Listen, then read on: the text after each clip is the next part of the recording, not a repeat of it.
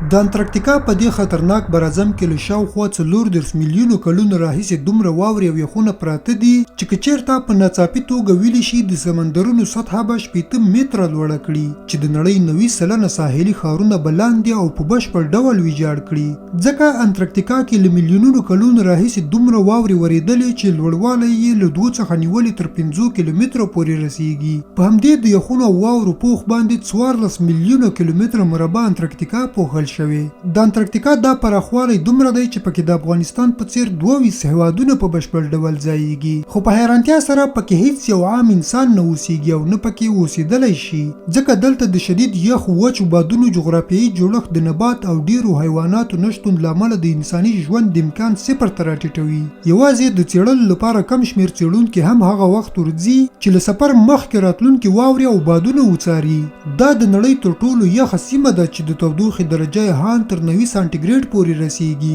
د دې سربیره پکې نیم کال شپه او نیم کال ورځ وي خو اوس پوښتنه دا ده چې اخر دلته له میلیونونو کلونو راهیسې ولې دومره واورې جمع شوې په اصل کې دا ځکه چې انترکتیکا ډیر سخت وچ او ساړه بادونه لري چې د ځمکې په سویل قطب یعنی داسې برخه کې پرته ده چې لمر هیڅ کله نیغ په نیغ نه پرې لګیږي ساینسپوهانو د انترکتیکا له یخونو لاندې پټ د رادارونو په واسطه د داسې زړو غرونو شواهد موندلي چې اوږدوالی 1200 کیلومتره او لوړوالی یې 3000 مترو پورې رسیږي په تاریخ کې دې سیمې ته لاسرسی دومره سخت و چې حتی 200 کاله وړاندې د نړۍ په نقشه کې شتون نه درلود چې تر پیدا کېدو لسیزې وروسته اوس د نړیوالو قوانینو له مخې انترکتیکا د هیڅ هیواد ملکیت نه دی بلکې د ټولې نړۍ ګډه سیمه بلل کیږي